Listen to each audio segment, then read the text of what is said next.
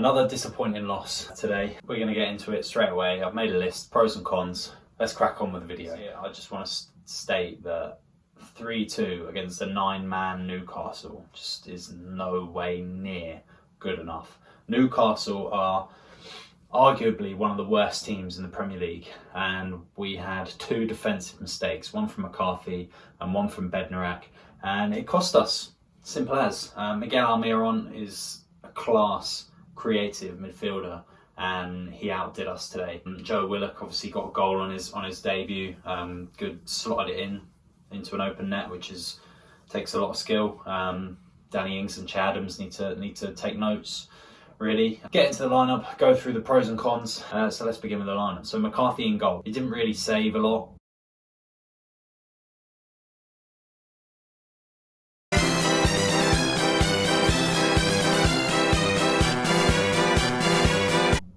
But he obviously gifted that goal. Without that, it would have been 2-2. I think he needs a break, to be quite honest. Luckily, it's the FA Cup next, and Fraser will be playing, but he needs a break. So I think I'll give him a 4 today. He really did cost us. So yeah, McCarthy a 4. Left to right, Bertrand, good cross in. He was forward a lot, which meant Minamino had to step back. I mean, maybe if he had actually stayed back and Minamino was forward, maybe might have created a bit more. I mean, he did all right. He got an assist, so I'm going to say a 6 for him. At the back, Vestergaard and Stevens. Stevens needs to improve. I say this every week. At least Salisu is fit. I reckon Salisu might start in the FA Cup over Stevens. He's just not good enough. His forward passing. I just need to say this now. The Premier League, or most teams in the Premier League, have adapted a system where they pass out from the back. And both teams, you look at teams like Liverpool, you look at teams like City, and every other club, they all use their two centre-halves. It relies on the two centre-halves passing out to the width, the wide players, and being able to attack from the wide. Stevens just can't pass forward. He just can't do it. It's not in his bloodline. You can't use that system with two centre-backs that can't pass forward. Bednarek can't really do it, and Stevens can't really do it. So that's where we've been suffering, really. We're trying to play a system that relies on two competent centre-backs, and we haven't got that. Luckily, Vestergaard is back, and his forward passing looks better than always. And I'm glad he's back, because there was a chance where he nearly headed it and it hit Darlow's shoulder, and that could have been the game. Jack Stevens and Vestergaard. Vestergaard, I think I'll give a 7. We definitely shown when we missed him. And Jack Stevens, I think, I'll 4. Just isn't good enough. Salisu needs to start. And then at right back, Bednarek and Stevens were swapping in between. I think in the first half it was Stevens, and Stevens just isn't a right back. He was too far forward.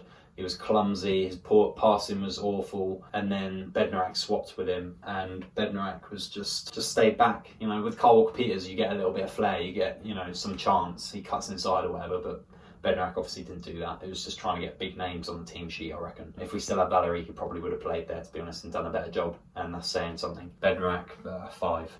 Going into midfield, left to right, Minamino looks like a class player. You know, when he scored that goal, I was like, he took a touch and pushed it past the defender and then slapped it into the roof of the goal. We need that. We need that sort of flair, and I'm happy that he's in the team, and I'm glad that he's going to be able to provide that threat, because if he didn't score then, I don't think we would have scored. So I'm really glad that he's in the team, and he's fired on his debut, which is great. So I'll give him an 8. He played really well. In midfield, Ori Romeo and James Ward-Prowse. Ori Romeo played really well. A few fouls here and there. Passing's good. His strength's good. Obviously fresh back from injury. Give him a 6. James Ward-Prowse, fantastic free kick, mid to long range, straight to the top bins, good passing, good crossing, 8 as well. And then on the right, Redmond has no end product. I'd rather have Theo Walcott there. At least Theo can get forward and get around his man, whereas Redmond just doesn't do that anymore. I think it's time for Redmond to go, to be honest, and we find a new capable winger. Perhaps bring Ellie Nusi back from his time at Celtic, but Redmond just isn't good enough. So I think I'll give Redmond a 5 today. And then up front, Danny Ings and Che Adams, who still can't score. Neither of them can find the back of the net. They're really unlucky for that goal that they did score to be offside. And Danny Ings obviously hit the post and collected by Darlow. That should have been a goal. Che Adams he has his moments. He's quick, and he has a good header and he has opportunities. But we went through this dry spell last season where we were starting forwards that aren't scoring. We don't have any other forwards. We have Minamino, but I'd rather him play in the midfield. He might create a bit more chances up front, but the only way these two are going to score goals if they build up a bond. And I know they already have that bond, but if they keep playing that they're playing, they might come across a vein of goals eventually. So let's just keep them going. I mean, they both did nothing. I think I'd give Che Adams a 5. He should have been subbed out earlier. And then I'll give Danny Ings a 6. He tried, but it wasn't it was a shadow of his former self, to be honest. I don't think Spurs are going to be coming for him in the summer, especially if he carries on the way that he's going. So we don't have that to worry about. But we need a striker in the summer because unless we manage to buy Minamino, then we need a backup striker. Because what are we going to do? You know, we have to see who goes down. Perhaps poach one of them. But that's a video for another time. And then Lundaloo came on. I don't know why. I think Djenepo should have come on. To be honest, Djenepo actually provides something else. And Lundaloo scored 1 goal against Shrewsbury. And I don't know what sort of threat Hasenhüttl thought he was going to provide, but it just wasn't enough. Perhaps another striker, but really, I think Djenepo would have done a bit more. There we have it. Maybe have Djenepo play on the wing and push Minamino up front. That would have provided a bit more going forward. And Lundaloo, 6. He didn't do anything. He didn't do anything bad. Didn't do anything great. Those are my ratings. Let's get into the pros and cons. To prevent this from being a really negative video, we're going to talk about the cons first. So the cons. Danny Ings and Che Adams still can't score. We discussed this when we were doing the ratings. They just need to build up this bond and they'll get through this rough patch together. It's not something that I'm tired of seeing just yet. I mean, Minamino seems to be supplying some goals and James Ward-Prowse has ended his drought of free kick goals, which is great. It's one of my pros. But Danny Ings and Che Adams just need to find the back of the net some state or another. Otherwise, it's just going to carry on. Defensive discipline is something that really needs to be worked on. You know, 2 goals that have come from defensive mistakes, and we can talk about the Bednarek own goal all day long, but it's going to go down as an Almiron. But you know, Gary Lineker will be rubbing his hands together tonight on Match of the Day going, oh, Bednarek has scored another own goal.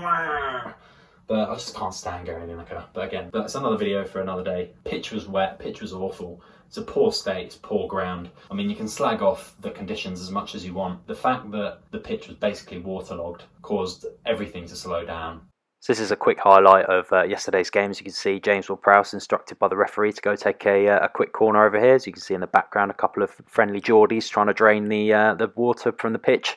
As you see, the ball just drops dead, and Danny Ings comes over to help out. But yeah, it's just absolute state. You know, I think that prevented a lot of our going forward momentum. You know, the ball getting stuck in a puddle. Can't blame the weather conditions, really. You have to adapt to them as a professional footballer. Really prevented us going forward. Getting some pros. Vestergaard's back. Ori Romeo's back. We're getting some first team back. Carl Walker-Peters will be back for the midweek game against Wolves and hopefully against the Prem rematch against them.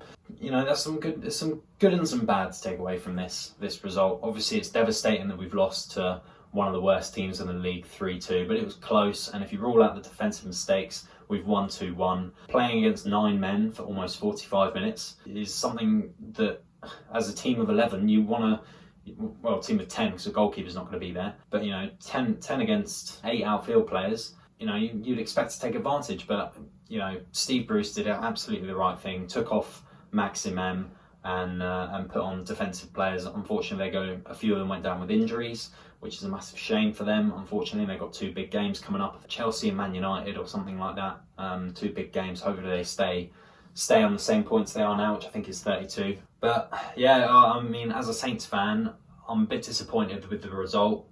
I think we could have done a lot better. I thought we came out guns a-blazing to begin with, completely forgot that we had to defend as well as attack, and switched off, and they went 2-0 up, and if it went to 3-0, I was contemplating turning it off, to be quite honest. You know, luckily we managed to get back in it with a 2-1 and then switched off just before half-time to make it 3-1. Straight away after half-time, 3-2, and yeah, we just 45 minutes against 10 men and then 9 men, and we just weren't having any of it. But yeah, like I said, Steve Bruce did the right thing, bringing on defenders for attackers. You know, Newcastle defended for their lives. You could see that. We had a lot of chances that could have gone in, but they defended their hearts out and played really, really well. So credit to Newcastle. You know, it's a shame because I kind of wanted them to go down so we can take some of their best players. Got to wish Callum Wilson, you know, all the best in his injury, and I think Shah as well, who might have done something painful to his leg. He obviously had to be stretchered off. But yeah, overall, I think 3-2 defeat. I think we could have done a lot better against this team. And we go up again against Wolves in the FA Cup, where I hope we can pull a victory. I'm going to stop making predictions because I haven't got any of them right. and we keep losing every time I do. We go again, heads up, chins up, and we fight another day. You know, we just got to make it to that magical number of 40. It's only 11 points away. It's not too far. You know, we're almost 3/4 of the way through the season. Still quite a long way to go. Still a lot of games left to play. Let's just hope we can climb to that magic number and hope it's not a close call. I mean, I don't reckon it will be, but that's the aim now. You know, that's the aim. Luckily, there's at least 3 worse clubs that are guaranteed to go down, so don't have to worry about relegation just yet. But anyway, Saints fans, this has been Cammy Saint. I hope you enjoyed this video. Remember to like, comment and subscribe. I hope to see you in the next one where we preview the Wolves FA Cup match. Let's hopefully get a win in that one and we go again. Come on, you Reds.